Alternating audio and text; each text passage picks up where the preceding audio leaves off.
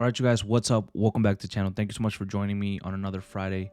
Today is February 10th, 2023, and we're going to be talking about a couple things today. The first one being Nintendo Switch is the third most sold console or gaming system of all time. So currently, Nintendo Switch is sitting at 122.55 million sales, which is enough to pass the PS4 on the all-time charts. In second place, you have the Nintendo DS with 154 million, and at number one, you have the amazing PlayStation 2 with 155 million. Now, I think this was kind of important and unique because the Nintendo Switch is still very active. It's still like the main console for Nintendo, or the main gaming system for Nintendo.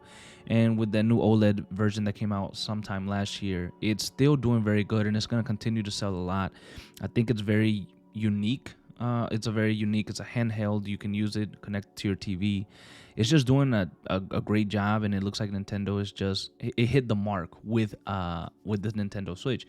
And even me, that I'm not big into Nintendo or anything like that. I'm not big into Mario, any of that stuff. It's a game system that I'm interested in, that I want to buy. I want to get one for myself, and it feels good. It feels familiar, and I think they got a big hit with Nintendo Switch. I don't know if it can become number one. I don't know how much longer Nintendo's going to continue to use the Switch as their flagship, as their number one. But if they continue with the trajectory that they have been, and they continue to use it for a couple more years, I mean, possibly it could end up reaching that 155 million, possibly. But then again, it's a big number to reach, and I do believe that at some point, very soon, the Nintendo Switch they're gonna have to come out with the next version of it, right? The OLED was very good and it improved certain things, but I think they're gonna look to come up with something new, something for the next gen. I don't know. I think they're on the verge of coming out with something new, but regardless, I think it's a great achievement for the Nintendo Switch to move to number 3 on the all-time sales list. I think it is pretty cool, and a lot of people are clearly enjoying it, and they will continue to enjoy it as time goes on. Now, I wanted to talk about Hogwarts Legacy, and I think that they may win big this year just from the stuff that I've seen online.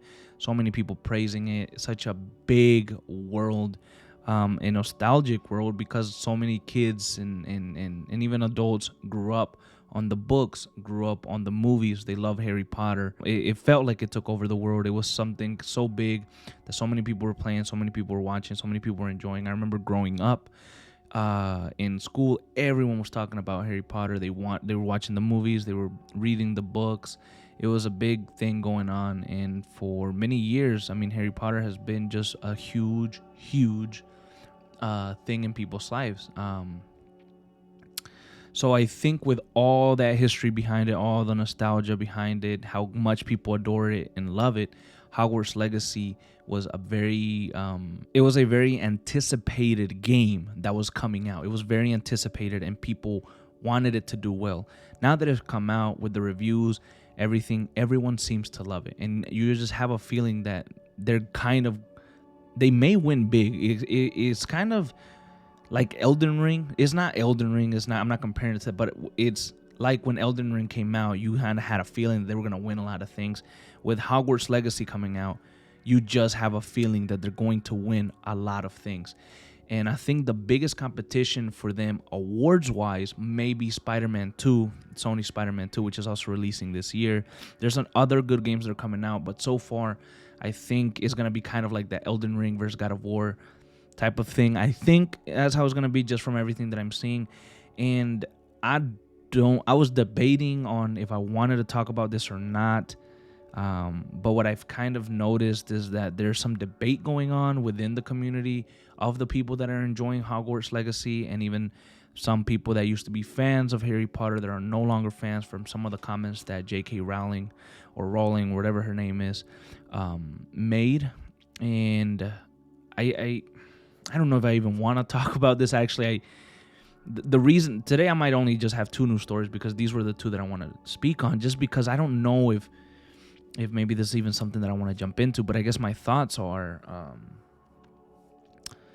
I don't know. I mean, I saw an article before I started recording this, from Gamer Hub or something like that. I may link it. I may not link it, actually, but it was a person that they wrote an article about why Hogwarts Legacy shouldn't be praised on its own merit, meaning you can't praise the game Hogwarts Legacy on its own. You have to consider everything behind the game, the comments that J.K. Rowling made and all this and all that. And it's saying, so if you're wanting to praise the game and say, oh, support the developers and everything, or you want to do it as a guilty pleasure, that's on you. Even if you want to pretend like you're not supporting these people, you are. Nowadays, I think you're in a place where you're forced to think like everyone else. If you're not thinking what everyone is thinking, you're in the wrong. If you're not doing what everyone is doing, you're wrong. If you don't see, if your views don't align with the views of other people, you're wrong. My point is, it's a video game that these people put a lot of work into. And the game may be good. You may never have been a Harry Potter fan. I know I wasn't. I never liked Harry Potter. Never watched not a single movie. I've never seen a single movie of Harry Potter. I've never read a single page of a Harry Potter book. But when I went to Disney World or whatever the case was, I got onto the Harry Potter rides. When I was a kid, my dad bought me one of the Harry Potter games, and I played the hell out of it because it was fun, because I liked it. But I never got into the movies, I never got into the books, and I never will, and I'm never going to. Hogwarts Legacy was one that I was really debating on if I should buy and play for myself. The reason that I didn't pull the trigger on it was because it's going to be a big game. It's going to be a lot of open world stuff. Do I have the time right now to invest in that video game and get the most out of it and make videos on it? I don't think I do, because I have some other stuff that I'm working on the channel. I didn't want to put myself in that situation. Otherwise, if I felt like I had the time, maybe this was my full-time job, I would have done it. I just don't know, saying that you can't judge a game on its own merits and you have to consider the history and everything behind it. I don't know. I mean, if you like the game, you like the game. And if you don't think like a certain person, you just don't think like that certain person. Again, I don't even know if I'm going to keep this in the damn video, because it's a divisive topic regardless. And people are going to agree. Some people are going to disagree. Some people are going to hate. Some people are going to call you names. I don't know. It's a tough situation. All I do know is Hogwarts Legacy may win big this year, and that was the main point. I think it may be up for a couple awards, and I think it may win a good amount, actually, just because of how good it looks, how good the story looks, the world building, everything just looks really fun, really cool. And I think the main point is that people are enjoying it, and again, more than likely, it may win some awards. So keep an eye out for that. Let me know your thoughts on anything and everything. There's an open discussion down in the comments. If you want to comment, go ahead and do so. I'll reply to some, I'm sure, if I have the time. Thank you so much for watching. Actually, I almost forgot. Movie topic of the week. Again, I don't have a movie topic of the week. I did want to comment on a couple things. The Last of Us episode 4 was really good. I really enjoyed it. In my opinion, it is currently the best episode of the series, because I got to see a lot more of Joel and Ellie. I love their little interactions.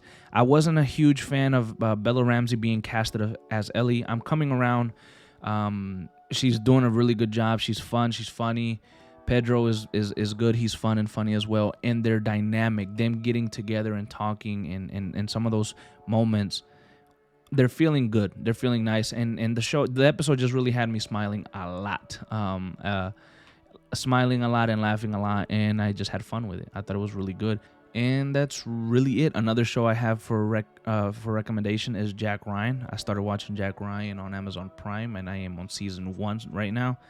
It's really good. Tom Clancy's Jack Ryan, starring John Krasinski. Very good show. Very, very, very good show. Thank you so much for watching, though, you guys. I really do hope you enjoyed it. This was Everything Gaming Fridays.